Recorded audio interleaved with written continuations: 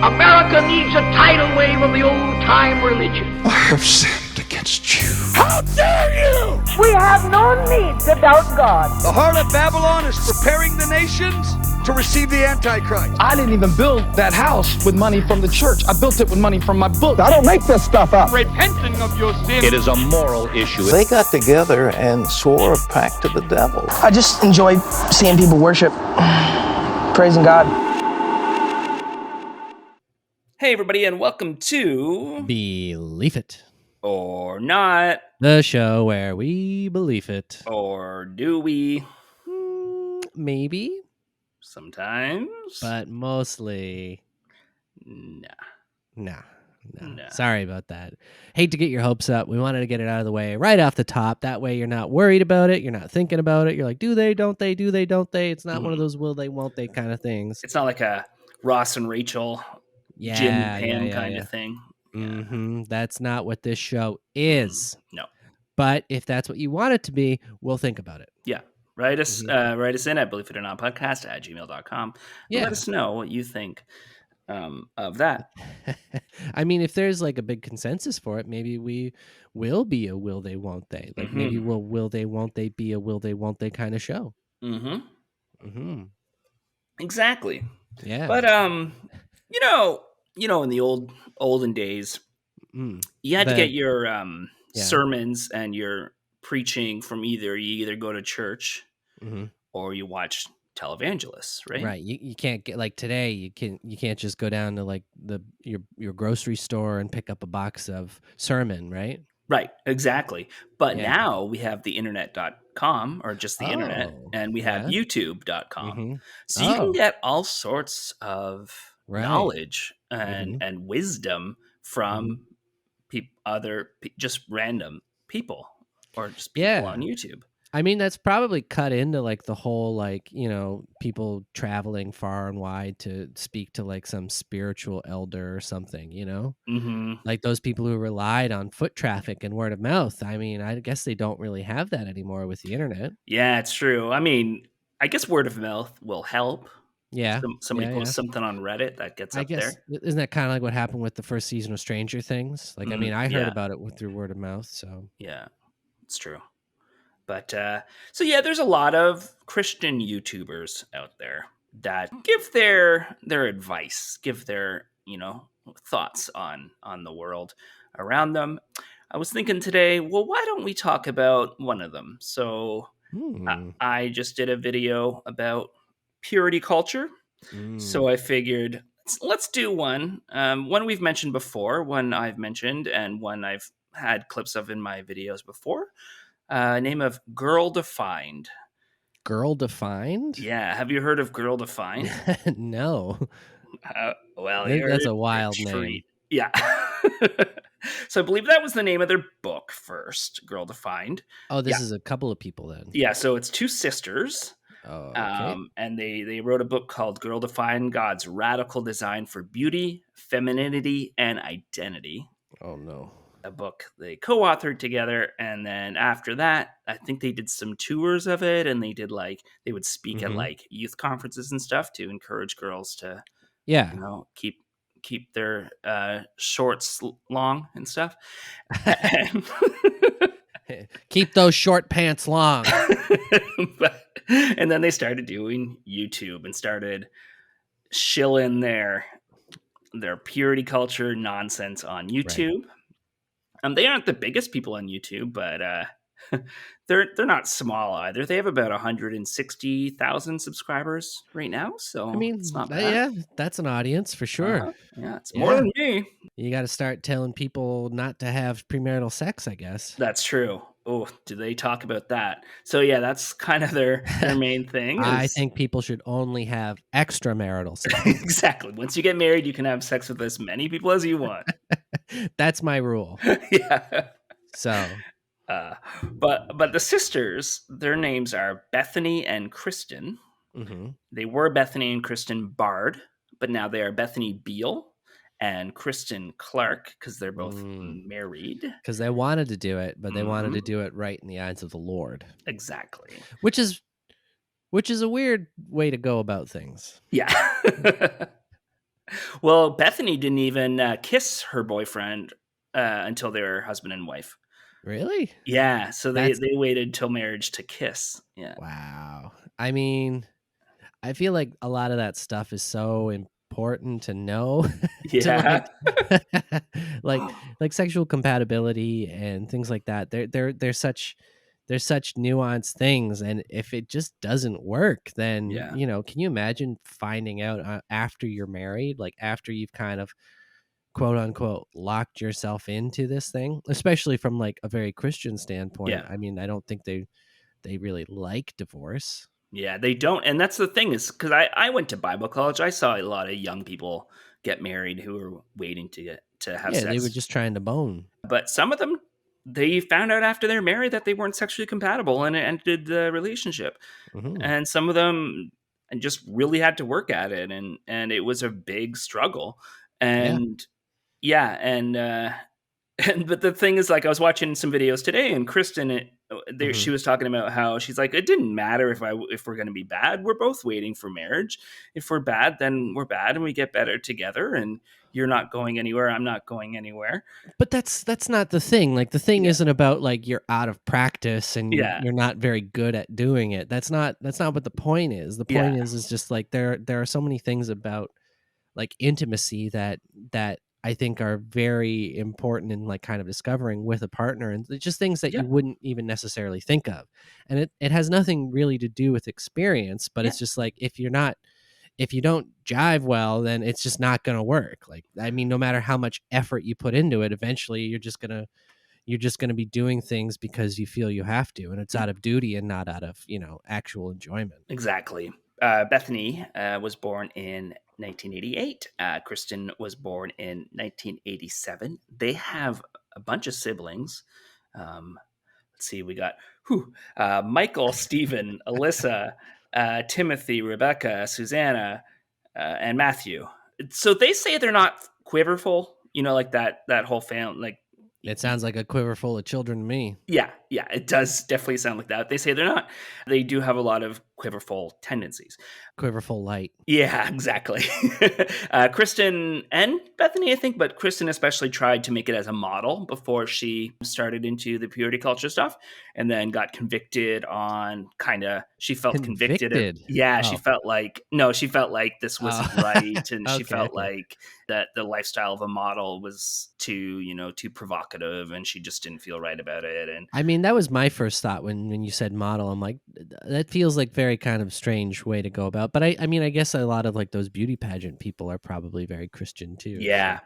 Yeah, And I think true. that's like children beauty pageants, I think, are absolutely disgusting. But yeah, they are.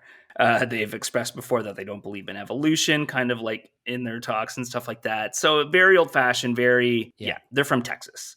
So they're from Texas. They're of German descent, which will come into play in a minute here. Yeah.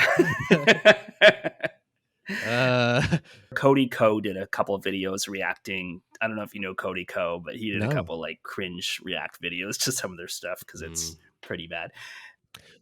So is it mostly just like them kind of talking? Like what is it, like video essays, or is it like vlog kind of style? Like it's like vlog. So basically the two of them will sit. So they're two blonde, what would you say, like traditionally attractive women who have like a soft light filter on usually, and try to make the videos look like their Instagram videos or Instagram photos, and then they laugh at random stuff. They laugh at random little inside jokes they make, and they're completely cringeworthy and awkward. I guess you would say they were kind of unknown until the Cody Co video came out, and then they started blowing up. But that's more like in meme culture and stuff like that. They were already pretty big in the Christian world, especially like with their books and with the connection to youth groups. Like youth groups would do little studies on their books and stuff like that. I just pulled up their YouTube page. The first video that comes up is why we stopped looking within to find our identity. Oh my God. Yeah. Yeah, and that's the thing too, is they're very against like self-love and any like self-esteem kind of stuff, because they think that's like prideful. And they've literally said that girls don't need self-esteem.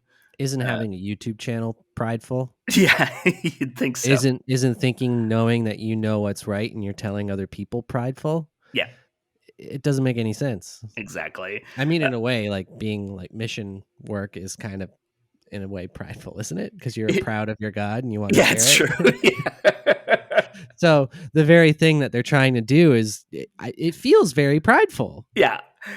Recently, so they've always been big on modesty, and they say they've changed a little bit in the last year, but their views on, because they used to be like all about like no cleavage, covering up those sinful shoulders, things like that. But they say they've kind of lightened up on it a bit, but yeah, they're still pretty toxic with their purity culture nonsense. Now with modesty, this might be a weird question. I guess I'm kind of like pulling it from a strict kind of definition standpoint. When we're saying, I know we're saying like modesty, like physical appearance. Do they also like mean like modestly, like living, like having modesty in like the way you like financially live and like kind of that side of it as well? Or is that kind of something that's not really a part of that equation? Do you know what I mean? Yeah, I know what you mean. And I don't think it is part of that equation. And like, even when, because I was watching a couple of videos of them talking about modesty, especially when I was making my modesty video, they talk about modesty as in, you're not supposed to draw attention to yourself with the way you dress. And then they switch and say, but you can still look really cute while you're being modest. It's like, well, didn't you just say that you're not supposed to draw attention to yourself? So why do you care if you're really cute?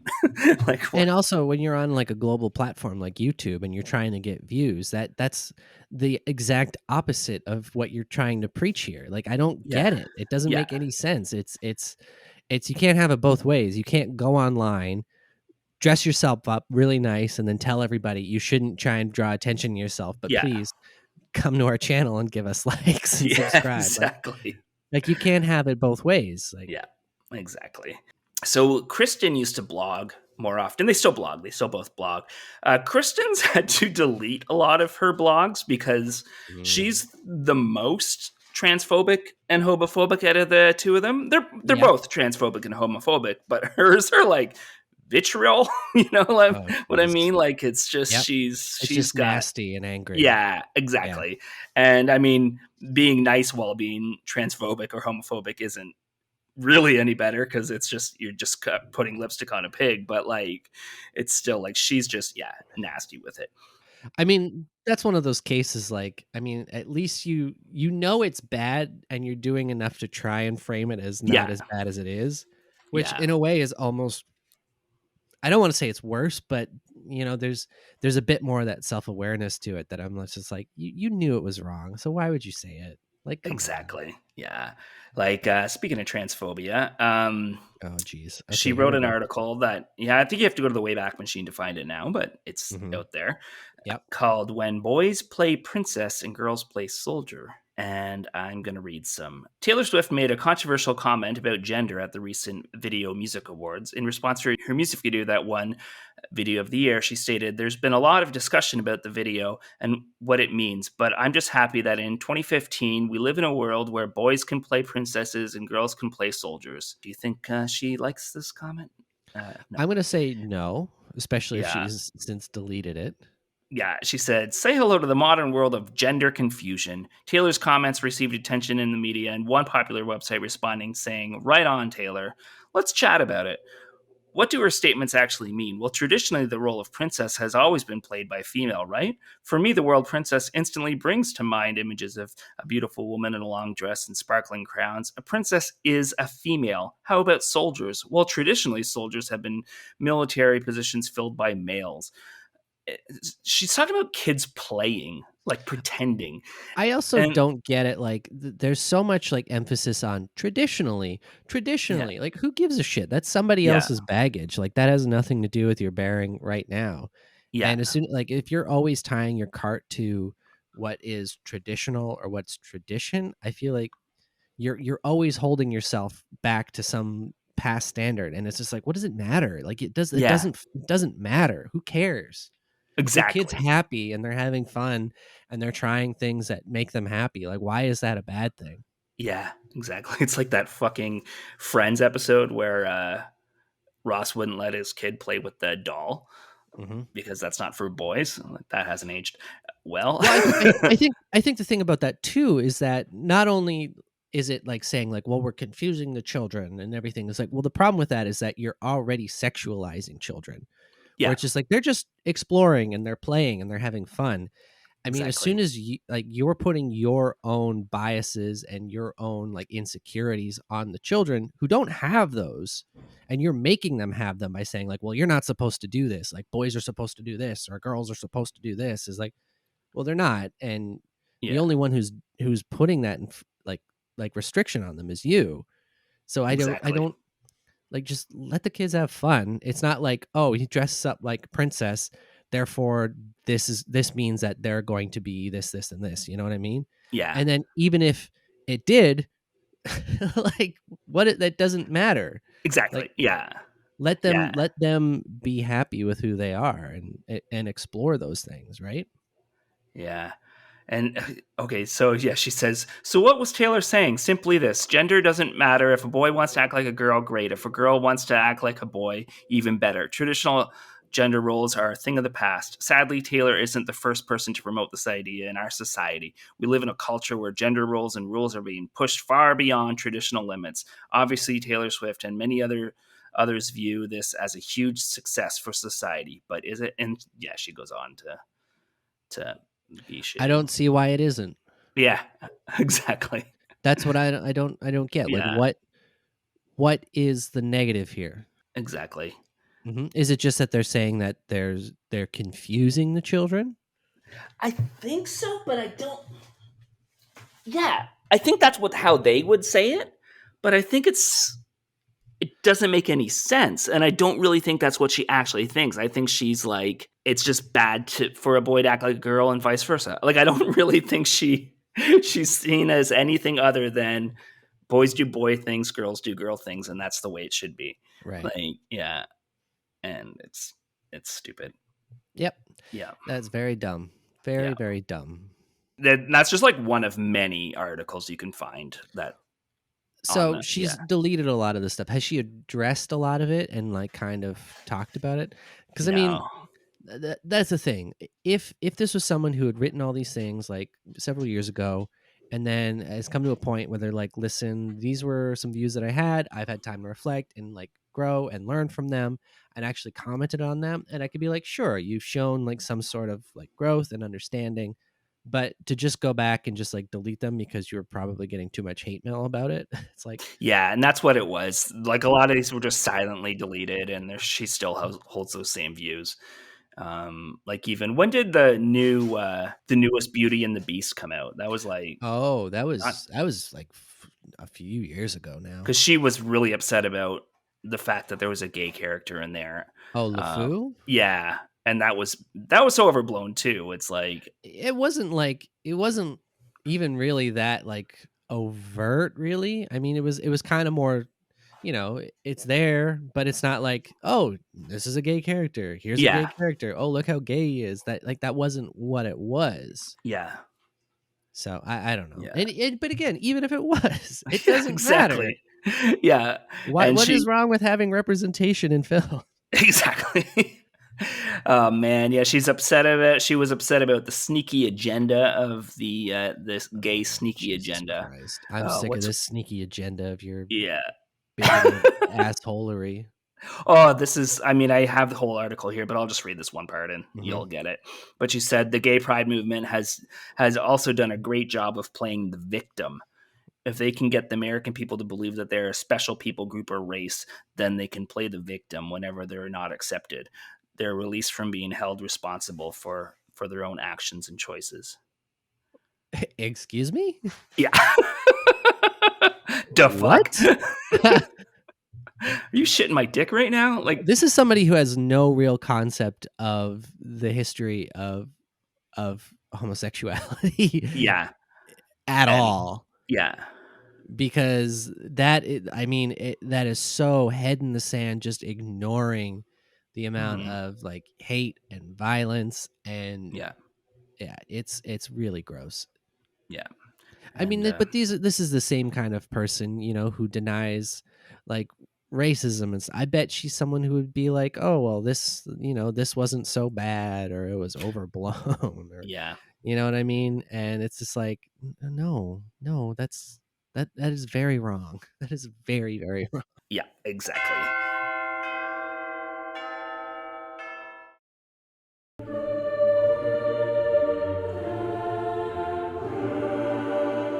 They're also not fans of feminism. Okay. What's it? Bethany has called feminism a Goliath, and that women's role in society is that of wives and mothers. You're an author and a YouTuber. Yeah. Like, what are you talking about? Well, that's the thing, Trevor. They're allowed to do it because they're spreading a positive message. That's why. Again, it's people in power always have the exemptions from these things, right? That's just the way that these people work. It's like, oh, these are rules that people should live by, just not me. Exactly. Yeah. Yeah. They have on their, this isn't from the Wayback Machine. This is just like from their website. They have a list of the 7 reasons I'm choosing not to be a feminist. Also, I'd like to point out that my cat is very hyper right now and making so much noise. So enjoy that in the background, folks. People love Jagger. Let him go. Let him run free. Jagger's the king of the castle. Do you want to hear the 7 reasons why I'm choosing not to be a feminist? I would love to hear these reasons. You become your own god is number 1. When you're a feminist, or when you don't? When you're a feminist. It doesn't matter how much you airbrush feminism. This religion has created its own definition for womanhood. Instead of looking to God's word for answers about female identity, feminist women decided to become their own gods, defining womanhood on their own terms. Yeah, they don't want to go by the Bible because it's sexist bullshit. I'm saying both of these things so far sound good. Yeah. Sexual promiscuity is praised as number 2. I mean, not really. It's just kind of, it's okay. Yeah, exactly. That's the thing. It's like, if that's what you want to do, it's not like everybody. They're just saying that it's a choice that you're allowed to make, and that's okay. Yeah. Sadly, this is just part of it. We're making those decisions. Yeah, exactly. This is just part of it. But it says, sadly, stripping for the public, posing naked, and swimming topless are no longer considered objectifying but liberating. Like this is some rampant problem too. Yeah. Which is the weird, like. Yeah, like it's one of those things where it's like, don't they get that it's nuanced? Like these things can be objectifying or they can be liberating. Like it doesn't have to be like, oh, right. All of a sudden seeing a naked woman isn't objectifying. It's like, well, it can be. Right. Well, I think that's the other problem too. This is actually something I read recently on a Reddit thread. Which, not maybe the best example, but it was something asking about like men's rights organizations. And then someone commented that I have a big problem with things that have these big blanket statements, like with things like that, where again, like using feminism as like this huge blanket thing, which is sweeping over a whole bunch of different issues and like nuanced topics about it. Yes, there's always going to be those people who are very like over the top and toxic, and it's the same with religions too. I think the same thing. Like I hope we try and delineate between those two. Like I think that there are a lot of people who follow these things, and again, there's nuance and there's context and there's subtleties to these things. So yeah, well, it's like because like with religion too, there's a YouTuber named God is Gray who I think is fantastic. She's a Christian, but she like speaks out against beauty culture and this kind of stuff. Well, actually, speaking of her, like she invited them on because she's like, well, we have different views. Let's do something together and just talk about it. And instead of doing that, they just like decided to bash her at one of their conferences and talk about how she's not a real Christian. And she's like, well, I just wanted to have like a nuanced conversation, but okay. So sad. Like, it's just such a weak, it just feels so cowardly too, you know? Yeah, like exactly.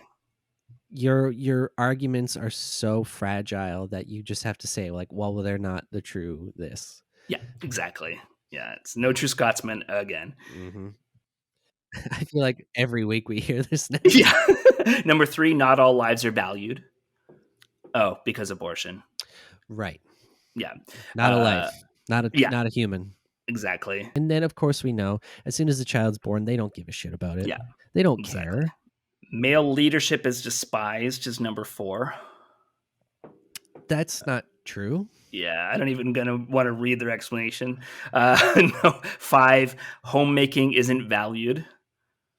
It's not that it's not valued. It's just that you don't have to be a homemaker. Yeah, I think the problem isn't about homemaking not being valued. It's the fact that they're expecting women to be homemakers. Exactly. And then it's also saying like, well, why can't men fill that role, or why can't both parents fill that role, Yeah. or why does it have to be one or the other kind of thing, right? Yeah, exactly. And also, nobody's giving raises anymore, and the minimum wage is so friggin' low that most households just can't afford to live on one income. Like, it's just not possible. But that's a different conversation, I guess. Yeah, yeah. These people, I'm sure, come from money, and they're able to speak from a place of security that a lot of people don't have. And that definitely makes things a lot easier to sit on your high horse and point down at people. Yeah, exactly. Number 6 is unique gender differences are ignored. Interesting you say that when you also say that there's only 2 genders. So you're ignoring gender differences. Yeah. And then the victim mentality is encouraged. It sounds like they're playing victim, though. Yeah, it really does. We're the victims. Feminism is ruining our lives. It's like, no, it's not. No, it's really not. I don't think it's a victim mentality when you're pointing out actual injustices that people face on a daily basis. Yeah. When you're trying to strip the power structures that are keeping people down and oppressed. But yeah, they're playing the victim, of course. So remember when I mentioned they were German? Okay, all right. This is an interesting one. So, that one said they were German descent up there, and then this says Austria, but maybe it's like a mixed thing. But well, Hitler was Austrian, wasn't he? It's true, yeah. And so during World War II, their grandfather, or maybe great grandfather, was a Nazi. Their family is very obsessed with how great of a person this guy was, even though, and they always talk to him about like, oh yeah, our family went through the war and our grandfather was a prisoner of war. And they never mentioned that he was which side he was on, and how like he was the mayor of this town in Austria. But it's like, no, he was arrested for being a Nazi in the 30s. And then when that's when the prisoner of war thing, or maybe he was arrested as well at the end of the war. But during the war, he was made mayor of that town by the Nazis. Right. So like he wasn't just like, but I'm sure he was a great Nazi. Yeah. And Bethany has pictures on her Instagram. I don't know if they're still there, of her and her husband in front of his grave in Austria. They went to Austria to visit his grave because they think he was like this great person. And then one of the grandkids, I think one of their nieces or one of their nephews, is named after this grandfather. So this family is like huge fans of war criminal ancestor. Potentially, yes. I mean, yeah. I understand like it's family, and these are kind of things that there might be some nuance to whatever, but you have to realize like, exactly. You have to realize, like, listen, maybe you loved your grandfather, don't post it on the internet. Yeah, exactly. Like, just that's like if anything, that's one thing. Maybe keep that one a little on the DL, you know what I'm saying? Yeah. Like, just because it's not like like if it was a soldier in Germany, like everybody, you had to be a soldier in Germany kind of thing. But this guy was like actively trying to promote Nazism before the war, before they took power. Yeah. So but anyways, that's just a side thing. I'm not saying that they're Nazis, but it's a little sus. Well, maybe. I mean, I have shitty ancestors myself, but I don't know. These people look pretty fucking Aryan to me. Yeah. And then let's see. In 2019, they were trying to raise more money. Like they already make money, but with the YouTube and books and stuff. But they were trying to do like a GoFundMe type thing for $15,000 for their the new website design. Oh, get fucked. Fuck you. Honestly, these things like these GoFundMe's and stuff are so abused and so overused. Like I know a big problem with it, like for medical bills, is because healthcare in the States especially is so fucked. Yeah. And it's so depressing that that's something that people need to do. But for you and your YouTube page to make it so you can make a new website, Yeah. you can eat my asshole. That's what I'm saying. Like right now. Josh Fierstein is like a terrible YouTuber, like a Christian guy. His videos are always just like his phone, like the vertical. Sorry, cat. Right. So he's like doing it for like TikTok or like that style, basically like Instagram videos or whatever. And then like a couple years ago, he's like, guys, I want to upgrade my camera. I don't want to use my phone anymore. So we did GoFundMe, but for a Red, like one of the most expensive film cameras, not film, but like cameras that expensive cameras, like legit movies use. Yeah. Just get a DSLR. Dude. So dumb. Honestly, nowadays most phone cameras are so fucking good too. Yeah, that's true. If you're a content creator and you have something like a Patreon or something like that where you're doing things like that, that's a little different. But if you're doing that and then you're going online and then creating a GoFundMe just so you can get better stuff that you want, like that just feels so gross. It's just like, come on. Yeah, it does. Yeah. Now I can never do that. Shit. No, well, that's true. You're not giving anything back. You're basically just begging for money at that point. Yeah. Like I get, like if you get it like through the work you're putting out there, and it happens, and then you're able to afford it and do it, great, fine. But don't go fucking begging for it and set up a GoFundMe. Especially when you're being deceptive about it too. Because like obviously they don't need that for a new website. I guess they said a new website and rebranding, but like that's just part of your business. Like they have a business and they have books and I don't know. It's not like you're going to the store and then they're like, well, we need 20 grand so we can rebrand. Like, that's not my fucking problem. Yeah, exactly. Like, no, I don't give a shit. Yeah. Rebrand and then maybe I'll buy something, but otherwise get the fuck out of here. Like, what the hell? Yeah, exactly. It's such a weird sense of entitlement. I don't get it. Yeah.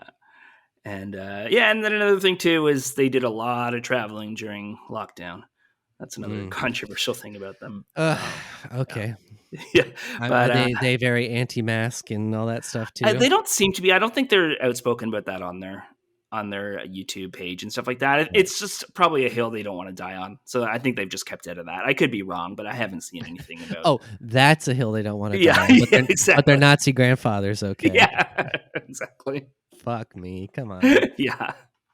But yeah, what bothers me, I think, too, is that they appeal to like young girls, and like young girls are probably looking up to them and being like, I want to live like that. And they're setting these standards that are dangerous and will, like with purity culture too, is you're going to make these girls feel like such shit if they ever, don't follow all your teachings and, or quote unquote mess up or whatever. It's do or die a lot of times with these kind of ideas where it's like, oh, you fucked up. You're, of course you can come back, but you're never going to be as pure. It's always going to be part of your testimony about, how you screwed up. And it's like, no, you just liked a boy and, well, that's the thing. And it comes back to sexualizing of children. And then also it comes back to like putting all of your value based on that as well for some reason.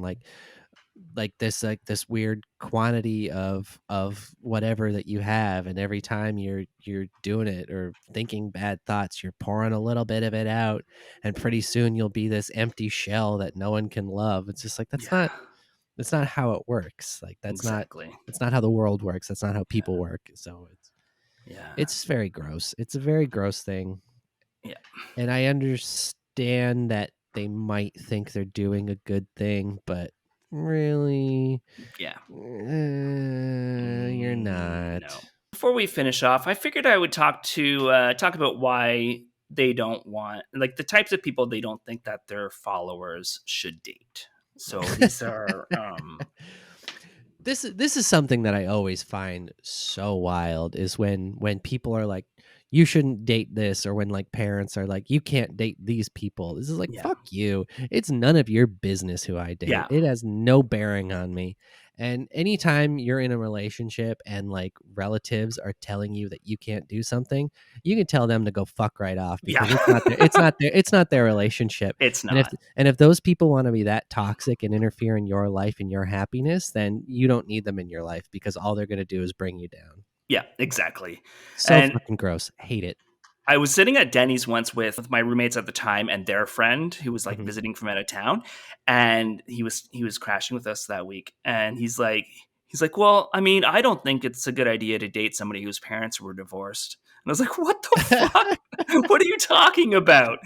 And he's like, well, they weren't shown how to be in a proper relationship. They were shown how to just like end a relationship if it gets too hard. I'm like, well, so you're saying that nobody whose parents are divorced should ever be allowed to get married? He's like, no, it's just a standard I have for myself. And that's also a very terrible standard, because you're assuming that every divorce is like a terrible thing where the parents have just given up, whereas the ones who stay together are somehow all miraculous, wonderful relationships, rather than very toxic, violent, dangerous situations that show unhealthy relationships where people are just staying together because they have to for the children, rather than being like, let's talk about a healthy relationship with boundaries, and where people know when to be like, listen, I need to get out of this for my safety and everyone else's. Exactly. It's such a dangerous like mentality to have, where it's just like, that's not good for anybody. Why should we put this up on some weird pedestal?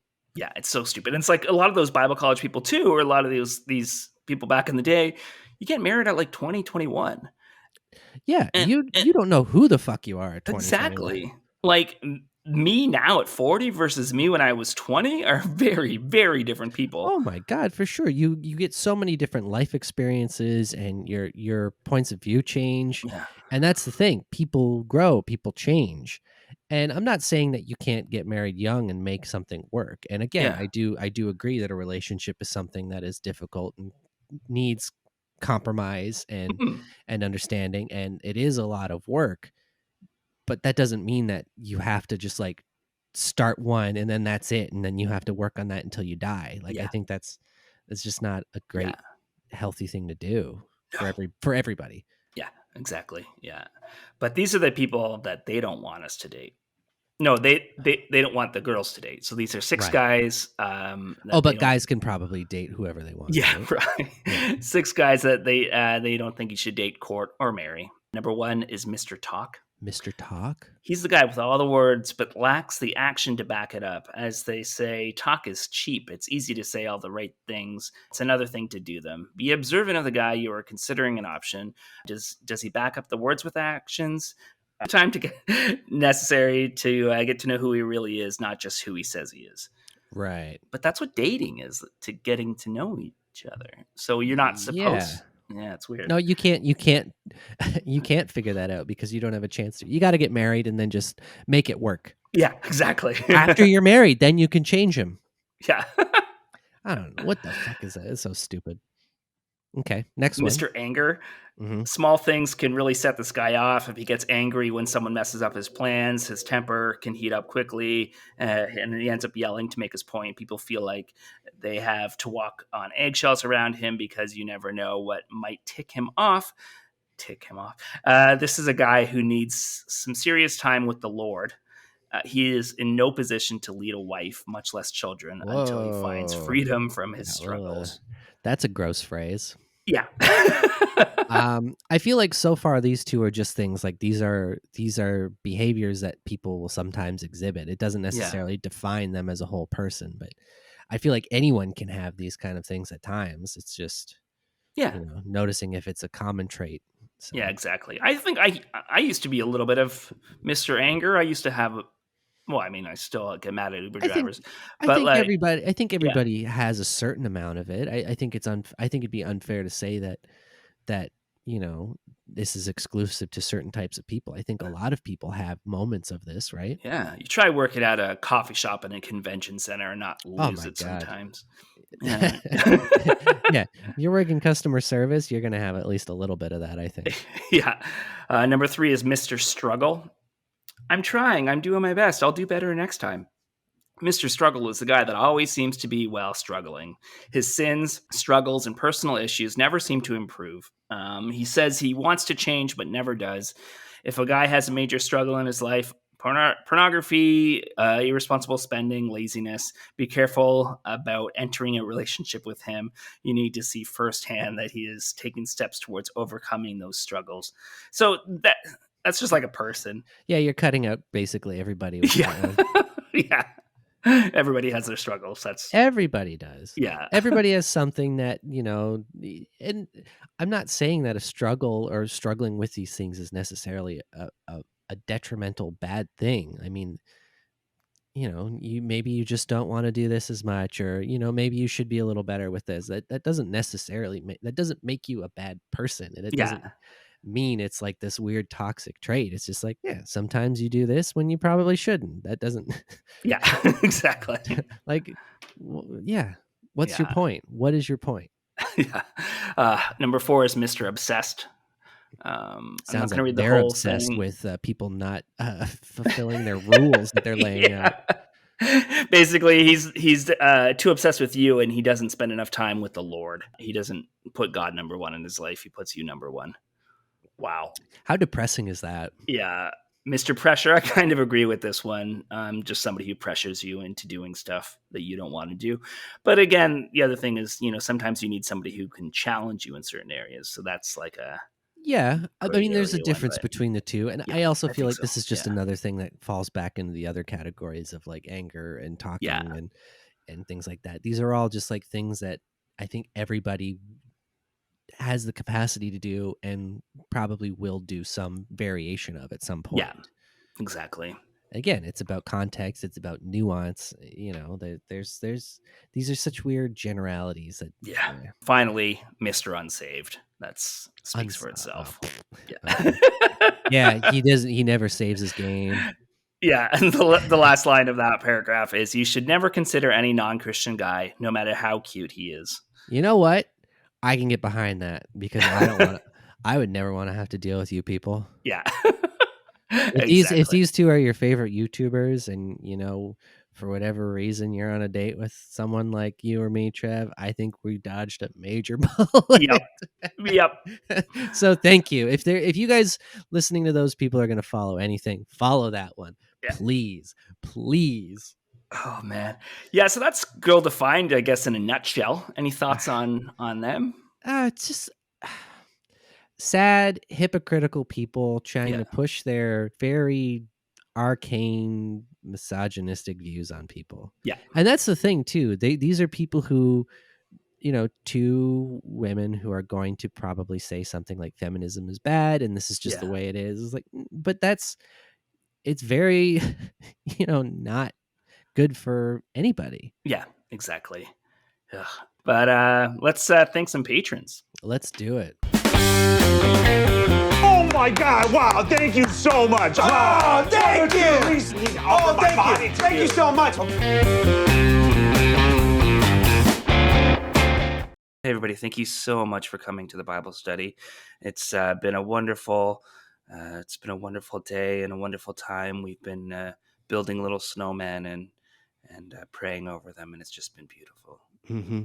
Yeah, and we took all the coal from all the naughty children from confessional and made their eyes and buttons. So we want to thank those children for finally confessing their sins and trying to set themselves on the right path. On the straight and narrow, as they say. Mm-hmm. Amen. Amen. We do have a few thank yous today. That's right. So today we would like to thank our friends Lucas. We'd like to thank our friend What. We'd also like to thank James and Sink. And let's not forget Zach, Anonymous Person. And let's also not forget Sarah. So thank you all. Amen.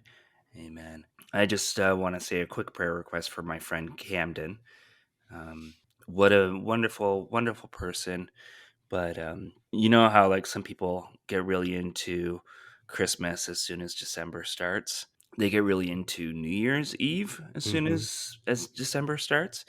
And they start wearing the little 2022 glasses and the hat and walking around with sparklers and those confetti cannons. And it's like, we get it. Everybody's excited for the holiday, but it might be a little too soon. Yeah, I agree. So let's just do a little prayer for Camden then. Yeah. I also have a prayer request for The Bird Is Mine, and I just want to say that the birds belong to nobody. The bird is mine. The birds are meant to be free. The only one who truly has dominion over the birds is the Lord in heaven, Jesus Christ, amen. So I just want you to think about this statement, think about your name, think about how it affects nature, the rightful order of the universe, and how the good Lord looks after our avian friends. Amen. And I also have a quick prayer request for our friend Jonah. You see, from the whale? Yes, exactly. See, Jonah was told that he was to go and preach to a certain city, but went the opposite direction. So God punished him by putting him in a fish. I did that once, but it was because the GPS was wrong. Amen. Fortunately, the good Lord understood the trials and tribulations of technology. But the nice thing is Jonah picked up some hobbies when he was in the fish, and he there was a ukulele in there, so he started playing that. Yes, and now he's got a really nice little band going. Oh, I'm glad to hear that. Yeah. Amen. Well, thank you. Amen. Thank you, everybody, for coming to our little Bible study, and we're gonna move on and do some Christian rock lyrics. Can't you see you're not making Christianity better? You're just making rock and roll worse. So this one actually isn't a Christian rock song. I don't know if it's necessarily considered a Christian song, but I would put it under that category because of some of the lyrics. It's a country song, and it's by an artist named Ray Lynn. She was on The Voice a number of years ago. Okay. A finalist on The Voice, and then she went on to be a country singer. Was she on Blake's team? Oh, I don't know, actually. She was on in 2013, I believe. So it was quite a while ago. Blake's been on it for a long time. It's true. But this song is called God Made Girls. Oh, I think I've heard this song before. It's so bad. I think I've heard this song before. So yeah, here we go. Somebody's got to wear a pretty skirt. Yeah. Somebody's got to be the one to flirt. Somebody's gotta want to hold his hand. So God made girls. Somebody's got to make him get dressed up. Give him a reason to wash that truck. Somebody's got to teach him how to dance. So God made girls. He needed something soft and loud and sweet and proud, but tough enough to break a heart. Something beautiful and breakable that lights up the dark. So God made girls. Listen. I want to say I don't think there's anything wrong with wanting to be like that in any way. I don't think there's anything wrong with like feeling like this is how I identify and this is how I want to be. Yeah. It's just the context, like this is how you have to be. That's the issue. Yeah. It's just such a goofy, dumb song too. It is such a goofy, dumb song, and probably my top 10 songs of all time. Oh yeah, right up there, eh? It's just so beautiful. Yeah. So number one, All Star by Smash Mouth. Yeah. Number two, also All Star by Smash Mouth. This one's probably what, number 3? Yeah, it's number 3. Yeah. And then All Star by Smash Mouth. And then All Star by Smash Mouth. And then Walking on the Sun, also by Smash Mouth. Yeah, exactly. Yeah. Well, listen, folks. Don't let these girls define you. That's true. I mean, unless you want to. Unless you want to. But just make sure that it's your choice. Yeah, exactly. Well, thank you so much, everybody, and you have yourself one of those great times. Yeah, have a good time, a good night, a good day, good week, good year, whatever you need. Whatever you need, just come talk to me. I'll get it for you. And we'll be there. Bye. Bye. Work, Sky Moon. This podcast has been brought to you by the Sonar Network. Sonar! Jagger just threw my phone on the ground. Fuck your phone. Pay attention to me.